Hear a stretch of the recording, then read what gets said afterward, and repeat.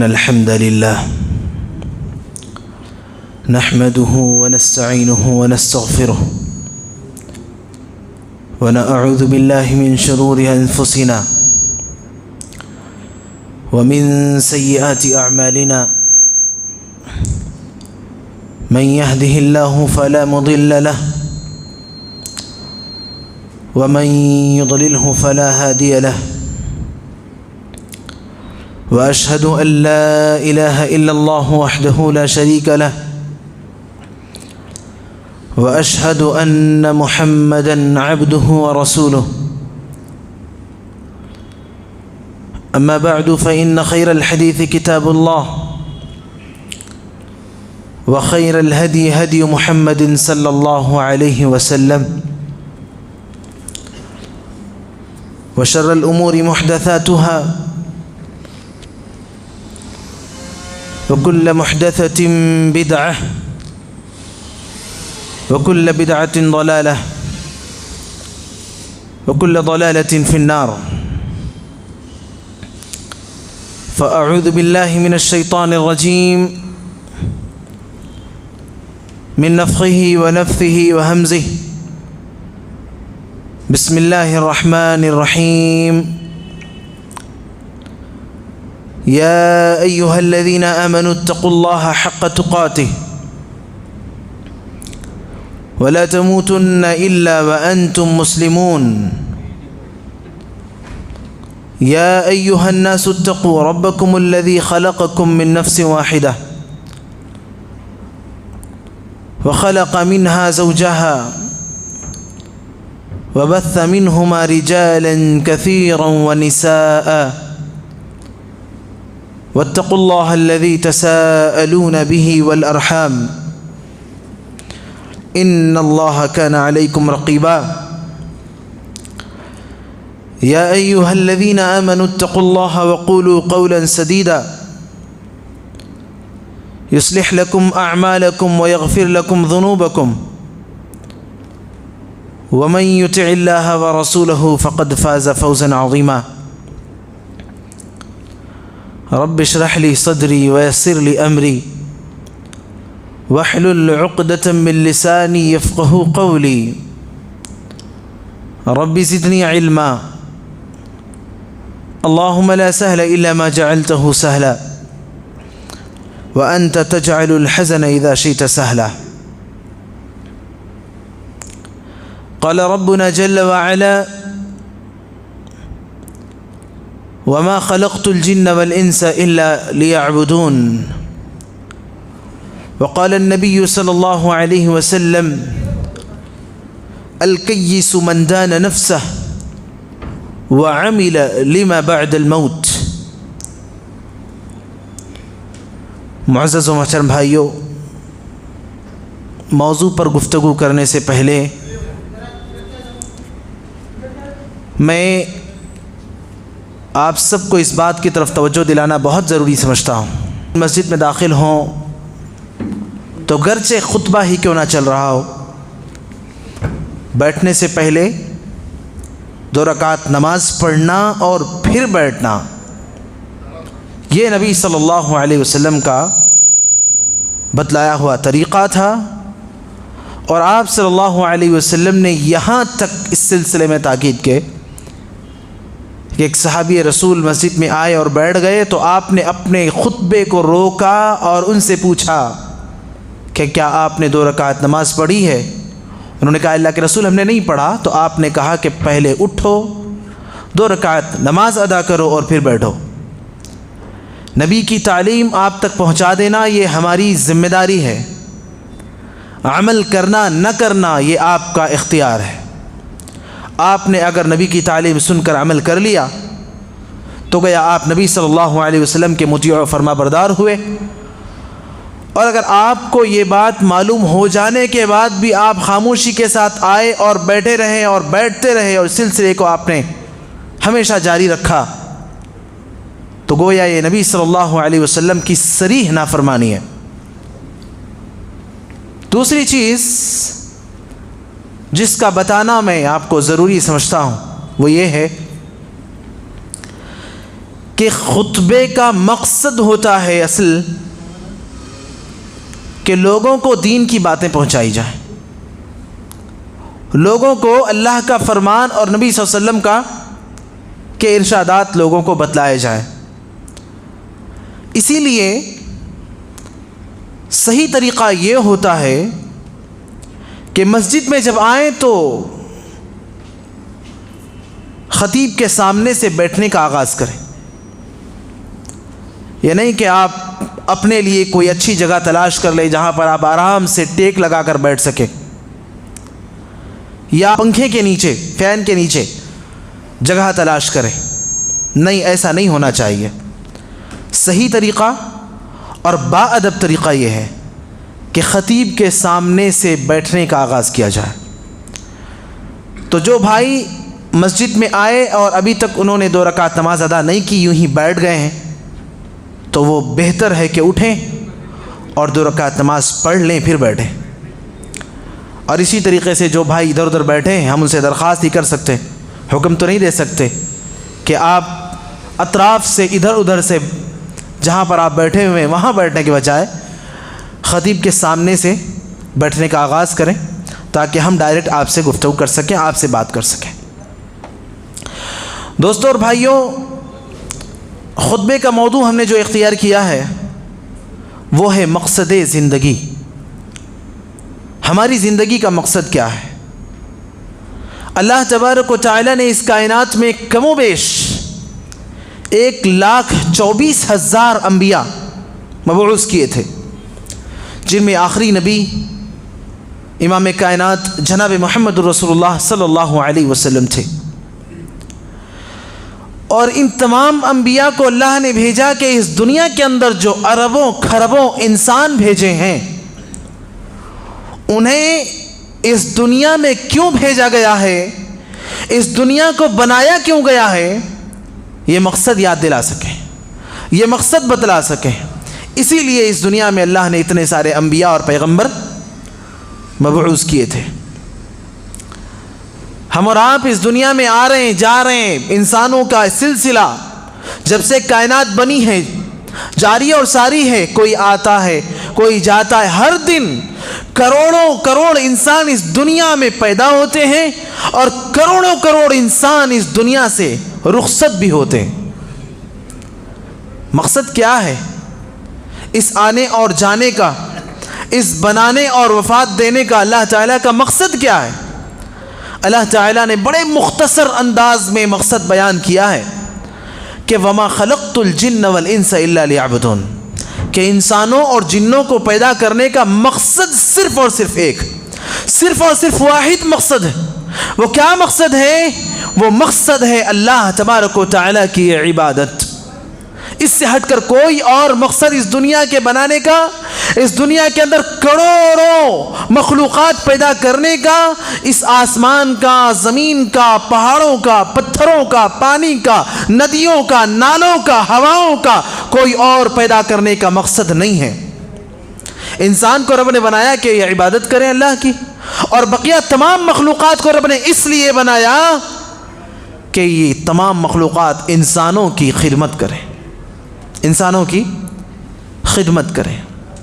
تو انسان کے بنانے کا مقصد کیا ہوا؟ اللہ رب العالمین کی عبادت۔ اب اللہ نے اس کائنات میں انسانوں کو اپنی عبادت کے لیے پیدا کیا، اور اس کے بعد انسانوں کو اللہ نے اختیار دیا کہ وَهَدَيْنَاهُ النَّجْدَيْنِ، دونوں راستے ہمیں انسان کو بتلا دیے ہیں، دونوں راستے بتا دیے ہیں۔ چاہے تو صحیح راستہ اختیار کر کے اللہ تبارک و تعالیٰ کی معرفت حاصل کرے اور جنت کی طرف جائے، اور چاہے تو اِنَّا هَدَيْنَاهُ السَّبِيلَ إِمَّا شَاكِرًا وَإِمَّا كَفُورًا، اور چاہے تو اللہ تعالیٰ کی نافرمانی کر کے کفر کا راستہ اختیار کر لے۔ اللہ تعالیٰ کی نافرمانی کر کے اللہ تبارک و تعالیٰ نے اپنے نافرمانوں کے لیے جو جہنم بنائی ہے، اس جہنم کا اپنے آپ کو حقدار بنا لے۔ اختیار دیا ہے اللہ نے۔ اللہ نے کوئی زبردستی نہیں کی انسان کے اوپر، کوئی زبردستی نہیں کی۔ اللہ نے کہا کہ ہم نے انسان کے لیے کوئی زبردستی نہیں کی ہے، اختیار دیا ہے ہمیں۔ اللہ تعالیٰ نے ہمیں سیدھا راستہ بتا دیا، آپ گویا راستے پر چل رہے ہوں اور غلط راستے پر جا رہے ہو. گویا آپ جا رہے ہو جس راستے پر آگے بہت بڑا گڑھا ہو, اندھیرا ہو, اور ممکن ہو کہ اگر آپ کو راستہ نہ پتہ چلے تو آپ آگے جا کر اس گڑھے میں گر سکتے ہوں. کوئی مخلص اور کوئی رہنما اور کوئی آپ کے لیے خیر خواہ وہ آپ کو روکے اور آپ سے کہے کہ بھائی آپ جس راستے پر جا رہے ہو یہ راستہ آگے بہت بڑا گڑھا ہے, اور اگر آپ ابھی سے محتاط ہو کر اور کیئرفل ہو کر نہیں جاؤ گے تو آپ گڑھے میں گر سکتے ہو. آپ کو معلوم ہو گیا کہ بھائی راستے پہ گڑھا ہے آگے. آپ سے اس نے زبردستی نہیں کی اور نہ ہی وہ آپ سے زبردستی کرے گا. آپ کو اس نے بتا دیا, آپ کو راستہ معلوم ہو گیا, اب آپ کا اختیار ہے. اب آپ سیدھے راستے کو اختیار کر کے سیدھے راستے پر اصل منزل تک پہنچیں, یا آپ اسی غلط راستے پر چل کر جائیں اور آگے گڑھے میں گریں. یہ آپ کا اپنا اختیار ہے, یہ آپ کا اپنا اختیار ہے. اگر آپ سیدھے راستے پر جاؤ گے تو آپ کا فائدہ ہوگا, اور اگر آپ غلط راہ پر چل کر جاؤ گے تو آپ کا نقصان ہوگا. اللہ نے بھی وہی کیا ہے. اللہ تعالیٰ نے کہا اِنَّا هَدَيْنَاهُ السَّبِيلَ إِمَّا شَاكِرًا وَإِمَّا كَفُورًا. ہم نے راستے بتا دیے ہیں دونوں بھی. وَهَدَيْنَاهُ النَّجْدَيْنِ, دونوں راستے ہم نے بتا دیے ہیں. چاہے تو سیدھے راستے پر جا کر شکر گزار بنے, اور شکر گزار بنے گا تو اللہ کا فرما بردار ہوگا. شکر گزار بنے گا تو اللہ تعالیٰ کی تیار کی ہوئی نعمتوں کا اپنے آپ کو حقدار بنائے گا. شکر گزار ہوگا, شکر گزار بنے گا تو اللہ تعالیٰ نے شکر گزاروں کے لیے جو نعمتیں تیار کی ہیں ان نعمتوں کا اپنے آپ کو حقدار بنائے گا. اور چاہے تو ناشکرہ بن جائے, اور جب ناشکرہ بنے گا تو اللہ تعالیٰ نے کہا ہے کہ لَإِن شَكَرْتُمْ لَأَزِيدَنَّكُمْ وَلَإِن كَفَرْتُمْ إِنَّ عَذَابِي لَشَدِيدٌ. شکر گزاری کرو گے تو تمہارے لیے نعمتیں اور بڑھا کر دی جائیں گی, ناشکری کرو گے تو اللہ کا عذاب بڑا سخت ہے. وَلَئِن كَفَرْتُمْ إِنَّ عَذَابِي لَشَدِيدٌ. اللہ تبارک و تعالیٰ کا عذاب بہت بڑا سخت ہے. تو ناشکرے بنو گے تو اللہ کے عذاب کا اپنے آپ کو حقدار بنا لو گے.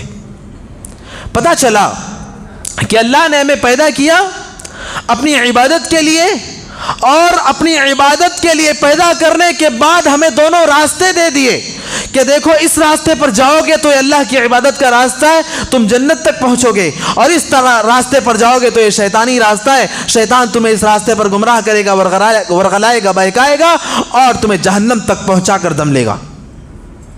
جس راستے کو چاہو اختیار کرو. فائدہ چاہتے ہو فائدے پر جاؤ, نقصان چاہتے ہو نقصان پر جاؤ.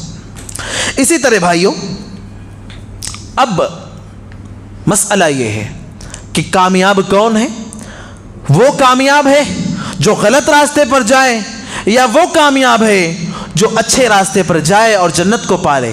اللہ تبارک و تعالیٰ نے ہمیں یہ بات بھی بتلا دیے کہ دیکھو ہم نے تمہیں راستہ بتایا ہے, اب اگر تم اچھے راستے پر جاؤ گے, سیدھے راستے پر جاؤ گے تو کامیاب بنو گے, کیونکہ جنت وہاں پر تمہاری اس راستے کے اختتام پر تمہیں ملے گی, جنت میں تم داخل ہوگے.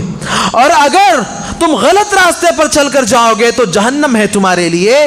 اور کہا فمن زحزح عن النار, اللہ نے کہا فمن زحزح عن النار وادخل الجنہ فقد فاز, کہ جو جہنم سے بچا لیا جائے اور جنت میں داخل کر دیا جائے وہی کامیاب ہے. ہم اور آپ کامیابی کسے سمجھ رہے ہیں؟ زیادہ سے زیادہ مال کما لو, کامیاب. زیادہ سے زیادہ شہرت حاصل کر لو, مشہور بن جاؤ, کامیاب. زیادہ سے زیادہ دوستی یاری کر لو, زیادہ سے زیادہ فرینڈ سرکل بڑا کر لو, کامیاب. زیادہ اچھے سے اچھا گھر بنا لو, کامیاب. کامیابی کیا ہے؟ کامیابی کیا ہے؟ میں آپ کو دین کی بات بتا رہا ہوں, اللہ کا کلام اور رسول اللہ کا فرمان سنا رہا ہوں, اور آپ کو ہنسی آ رہی ہے, آپ باہم بیٹھ کر ہنسی مذاق اور ٹھٹے کر رہے ہیں. سنجیدہ ہو جائیے, یہ دین کی باتیں آپ کو بتلائی جا رہی ہیں. یہاں پر بھی آپ ہنسی مذاق کرتے رہو گے تو آپ میں اور ان قوموں میں کیا فرق ہوگا جو دین کی باتیں جب انہیں بتائی جائیں, دین کی باتیں جب انہیں بتائی جاتی رہیں تو وہ ہنستے رہے, مذاق اڑاتے رہے, ٹھٹے کرتے رہے. اللہ نے اپنے نبی سے کہا کہ تم ان سے کہہ دو کہ اگر تم ہنسی مذاق کرو گے تو ہم بھی تمہارے ساتھ ہنسی مذاق کریں گے. اور اللہ کا ہنسی مذاق ایسے لوگوں کے ساتھ کرنے کا مطلب یہ ہے کہ اللہ کا عذاب ہے ان کے لیے, اللہ کا عذاب ان پر آیا. کچھ قومیں ان کی بستیاں ایسے زمین کے ساتھ ایسے اٹھا کر آسمان سے جا کر پلٹ دیے گئے، کچھ لوگ ان میں سے خطرناک آندھی اور طوفان کے عذاب سے دوچار کر دیے گئے، نہ جانے کیسے کیسے عذاب آئے۔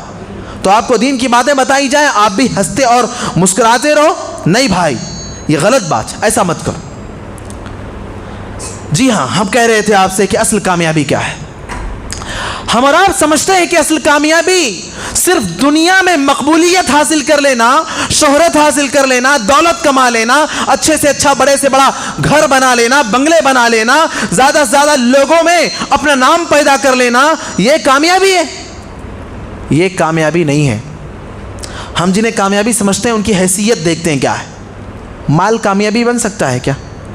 مال، اللہ کے نبی صلی اللہ علیہ وسلم کی تعلیمات اور رب العالمین کی تعلیمات ہمیں بتلاتی ہیں، یہ مال جس کے پاس جتنا زیادہ، اللہ تبارک و تعالیٰ کے پاس وہ شخص اتنا ہی زیادہ مسئول ہے، اتنا ہی زیادہ اس سے سختی سے سوال کیا جائے گا کہ تمہیں ہم نے جو مال دیا تھا تم نے وہ مال کہاں لگایا، تمہیں ہم نے جو مال دیا تھا اس مال کو تم نے کہاں خرچ کیا۔ بالعموم عام طور پر لوگ جب ان کے پاس اللہ کی دولت، اللہ تعالیٰ کی طرف سے دولت مل جاتی ہے تو وہ غرور اور فخر کے شکار بن جاتے ہیں۔ اللہ ماشاء اللہ، اللہ تعالیٰ کے بہت سے بندے ایسے ہیں جو اللہ کے دیے ہوئے مال کا صحیح استعمال کرتے ہیں، صحیح استعمال کرتے ہیں۔ وہ اللہ کے دیے ہوئے مال کو اللہ کے دین کی سرفرازی میں لگاتے ہیں، اللہ کے بندوں پر خرچ کرتے ہیں، غریبوں، یتیموں، بیواؤں، مسکینوں کے تعاون کے لیے خرچ کرتے ہیں، اللہ تعالیٰ کی راہ میں وہ مساجد کی تعمیر کرواتے ہیں اور اپنے مال کو وہ دین کی خدمت میں لگاتے ہیں۔ ورنہ عام طور پر آپ دیکھیے دنیا کی اکثریت یہ ہے کہ جب ان کے پاس مال آ جاتی ہے تو غرور، گھمنڈ، فخر آ جاتا ہے ان کے پاس۔ تو یہ مال کامیابی ہے جس کی وجہ سے ہم کل قیامت کے دن ہم سے سوال کیا جائے، ہمارا گریبان پکڑا جائے، ہم سے پوچھا جائے، ہم جواب نہ دے پائیں تو یہ مال ہمارے لیے وبال بن جائے، یہ مال ہمارے لیے وبال بن جائے۔ اللہ کہتے ہیں انسان سید کر گن گن کر رکھتا ہے اس مال کو، حالانکہ یہ مال ایسا ہے کہ اس مال کی وجہ سے سخت ترین عذاب۔ ایحسب ان مالہ اخلدہ کلا لینبذن فی الحطمہ، اس مال کی وجہ سے اگر صحیح طرح سے حقوق ادا نہ کیے تو اس مال کی وجہ سے انسان جہنم میں جھونک دیا جائے گا۔ تو یہ مال کامیابی ہے۔ کمانے والا کب تک فائدہ اٹھائے گا اس سے؟ جب تک زندگی ہے، یہ جب تک کما لیا ہے اور جب تک خرچ نہیں کر دیتا تب تک مال اس کا ہے۔ اس کے بعد وہ مال جسے اس نے کمایا تھا وہ رہے گا کیا اس کے پاس؟ انسان زندگی بھر اس مال کو کمانے کے چکر میں لگا رہے، ختم ہو جائے، وفات ہو جائے، دنیا سے چلا جائے، باقی بعد کے لوگ اس مال کو غلط استعمال کریں گے، تب بھی چونکہ کمایا کس نے؟ کمایا جس نے ہے، اس کمانے والے کو بھی اس کے وبال کا حصہ ملے گا۔ تو ذرا بتائیے بھائی یہ مال کیسے کامیابی بن سکتا ہے؟ یہ مال کامیابی نہیں بن سکتا۔ اگر کامیابی بن سکتا ہے تو صرف ایک شکل میں کہ اللہ یہ مال عطا کریں اور اس مال کو دین کی راہ میں لگائیں اور دین کی سرفرازی میں خرچ کریں اور اللہ کے گھروں کی تعمیر میں اور اللہ کے بندوں کے تعاون میں اس مال کو لگائیں، تب یہ مال کامیابی ہے۔ کیونکہ جس کے پاس جتنا مال وہ اتنی ہی زیادہ نیکی کمانے میں آگے بڑھ سکتا ہے، لیکن اگر اس مال کا صحیح استعمال نہیں ہوگا تو یہ گمراہی ہے، یہ وبال ہے، یہ مصیبت ہے، اس سے زیادہ کچھ نہیں ہے۔ شہرت، جس کے پاس جتنی زیادہ شہرت اتنا ہی زیادہ اس کو اپنا نام کمانے کی ہوڑ لگی ہوئی ہے، ہرس ہے پیدا، دل میں ہرس پیدا ہو چکی ہے کہ لوگ مجھے زیادہ زیادہ جانے، زیادہ زیادہ پہچانے، میرے فالوورز زیادہ زیادہ بڑھ جائیں، میرے فالوورز کی تعداد زیادہ زیادہ بڑھ جائے۔ یہ کامیابی نہیں ہو سکتی بھائیوں۔ اسی طرح سے اچھا گھر، اچھی فیملی، دوست احباب، یہ کامیابی نہیں ہو سکتے، کیونکہ یہ سب چیزیں اگر صحیح طور پر ان کا استعمال نہ کیا گیا تو یہ سب کے سب وبال ہے، یہ سب کے سب مصیبت ہے۔ اس لیے اصل کامیابی رب نے جو بتلائی ہے وہ یہی ہے کہ فمن زحزح عن النار وادخل الجنہ فقد فاز، جو جہنم سے نکال لیا جائے، جہنم میں جانے سے بچ جائے اور جنت میں داخل کر دیا جائے، اللہ نے کہا کہ فقد فاز، اصل کامیاب وہی شخص ہے۔ تو آپ دیکھیے بات کا سلسلہ، سب سے پہلے میں نے کہا کہ زندگی کا مقصد اللہ کی عبادت ہے۔ دوسرے نمبر پر میں نے بتلایا کہ اللہ نے اس دنیا میں پیدا کیا ہے تو ہمیں صرف اپنی عبادت پر لگا نہیں دیا بلکہ اختیار دیا ہے کہ دیکھو دونوں راستے ہیں تمہارے پاس، چاہو تو اللہ کی عبادت کی طرف جاؤ، چاہے تو کفر اختیار کرو۔ عبادت کی طرف جانے والے کامیاب ہیں اور کفر کے راستے کو اختیار کرنے والے وہ ناکام لوگ ہیں۔ اسی طرح سے ہم نے سمجھا ہے ہم سمجھتے ہیں کہ بس مسجد میں آؤ، نماز پڑھو، یہی عبادت ہے، روزہ رکھو، یہی عبادت ہے، صدقے خیرات زکوٰۃ دو، یہی عبادت ہے۔ یہ عبادت کا بہت ہی چھوٹا اور محدود مفہوم ہے، بہت چھوٹا محدود مفہوم ہے۔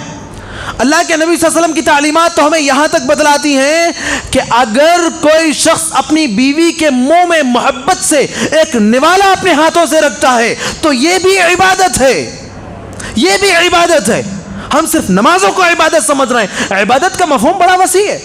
ہم کماتے ہیں، دکان پر بیٹھتے ہیں، اپنا خون پسینہ جلاتے ہیں، اور اس لیے جلاتے ہیں کہ ہم کمائیں گے، چار پیسے آئیں گے تو ان پیسوں کے ذریعے سے ہم بیوی بچوں کا پیٹ پالیں گے، ہم اپنے ان کے حقوق ادا کریں گے، ہم اللہ کی راہ میں خرچ بھی کر سکیں گے، تو ہمارا مال کمانا، پیسے کمانا، یہ بھی عبادت بن جائے گا، یہ بھی عبادت بن جائے گا۔ بنے گا کہ نہیں بنے گا بھائیوں؟ نیت ہماری خالص ہونی چاہیے، ہمارا ہر عمل عبادت بن جائے گا جب تک کہ وہ اللہ کی تعلیمات اور رسول اللہ کے فرمودات سے ٹکرانے والا نہ ہو۔ ہر عمل ہمارا عبادت بن جائے گا، ہمارا سونا عبادت بن جائے گا۔ ہم اگر یہ سوچ کر سوئیں گے کہ ہم صبح جلدی اٹھیں اور فجر کی نماز ادا کر سکیں، ہم یہ سوچ کر سوئیں گے کہ ہم جلدی سو جائیں تاکہ دن میں سکون کے ساتھ معاش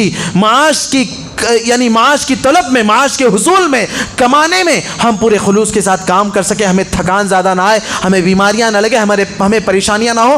ہمارا سونا بھی عبادت، ہمارا کھانا بھی عبادت، ہمارا چلنا پھرنا بھی عبادت، ہمارا بیوی بچوں کے ساتھ اٹھنا بیٹھنا بھی عبادت، ہمارا دوست احباب کے ساتھ رہنا بھی عبادت۔ اگر ہم اس نیت کے ساتھ رہیں کہ نہیں، ہم صحیح عقیدے پر ہیں، ہم صحیح منہج پر ہیں، ہم صحیح طریقے پر ہیں، ہم نماز کے لیے جائیں گے تو ہماری وجہ سے ہمارا دوست بھی نماز کے لیے آئے گا۔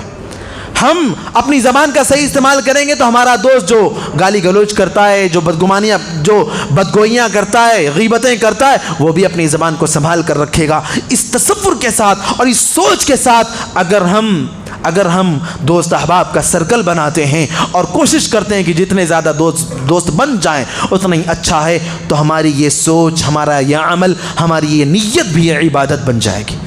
تو عبادت کا جو چھوٹا سا تصور ہمارے ذہنوں میں محدود سا ہے نا، اس کو نکالیے۔ نماز بھی عبادت ہے، انکار نہیں ہے، روزہ بھی عبادت ہے، انکار نہیں ہے، صدقہ خیرات بھی عبادت ہے، اس سے انکار نہیں ہے، رکوع بھی عبادت ہے، سجدہ بھی عبادت ہے، تلاوت بھی عبادت ہے، ذکر بھی عبادت ہے، یہ سب عبادت ہیں۔ لیکن دنیا میں جو سارے کام ہم کرتے ہیں، اگر شریعت سے ٹکرانے والا عمل نہ ہو، اگر دین سے ٹکرانے والا عمل نہ ہو، تو ہمارا ہر عمل عبادت بن جائے گا۔ اگر اللہ کی رضا مقصد بن جائے اور رسول اللہ کی تعلیمات ہمارا طریقہ بن جائے، ہمارا ہر عمل عبادت بن جائے گا۔ دوستو اور بھائیو، عبادت کا جو معاملہ ہے نا، انسان پورے خلوص کے ساتھ عبادت کے لیے آگے کیسے بڑھے گا جب تک وہ رب کو جانے گا نہیں، وہ رب کی عبادت میں پورے خلوص کے ساتھ آگے نہیں بڑھے گا۔